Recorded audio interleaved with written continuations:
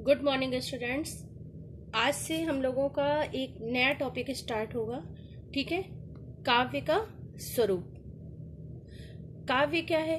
हिंदी साहित्य जो है वो दो भागों में बटा है, गद्य और काव्य। गद्य क्या होता है? गद्य सामान्य बोलचाल की भाषा है। काव्य क्या है कि काव्य के अंतर्गत हम लय, पद्य, सुर, ताल, छंद आदि की वर्णन सहित जो रचना पढ़ते हैं वो हमारी काव्य कहलाती है। ठीक है। जैसे आपने अभी अलंकार, रस, छंद ये सब पढ़े, ये हमारे क्या कहलाते हैं? काव्य या काव्य सौंदर्य के तत्व। अब आपका जो काव्य लगा हुआ है 10th क्लास में, उसमें जो आप 9th में पढ़ के आए हो, जैसे आदिकाल और भक्तिकाल, लेकिन 10th में फिर है आदिकाल, भक्तिकाल, रीतिकाल और आधुनिक काल। ठीक है। तो काव्य का स्वरूप में पहला क्या होता है? काव्य क्या है या कविता क्या होती है? वह छंदबद्ध, मतलब जो छंदों में बंधी हो, लय युक्त हो, गे माने होता है गाने योग्य हो, और पढ़ने वाले या सुनने वाले के हृदय को आनंद दे या उसे रस की प्राप्ति हो, उसे हम कविता कहते हैं। ठीक है। कविता का संबंध जो होता है वो भाव से होता है। कविता का उद्देश्य जो होता है व्यक्ति को खुशी देना होता है। ठीक है। लेकिन गद्य में क्या होता है? चिंतन होता है, व्यक्ति सोचता है। लेकिन काव्य में क्या होता है? भावनाएं होती हैं, व्यक्ति की भाव विचार प्रधान हो जाते हैं। ठीक है।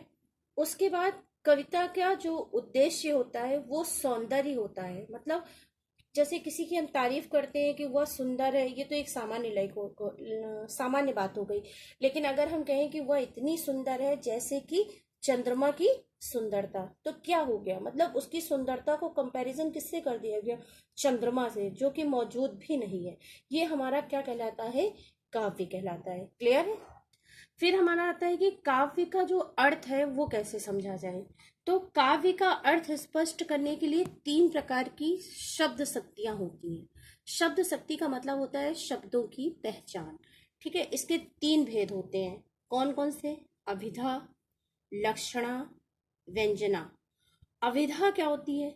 अभिधा जो होती है शब्द का सामान्य अर्थ बताती है। मतलब जैसे जल माने पानी। ठीक है। ये शब्द का सामान्य अर्थ है। जैसे कमल माने फूल। ये शब्द शक्ति का अर्थ का जो बोध कराती है उसे हम अभिधा कहते हैं। जैसे नीर, नीर का अर्थ जल। ठीक है। नयन, नयन का अर्थ नेत्र।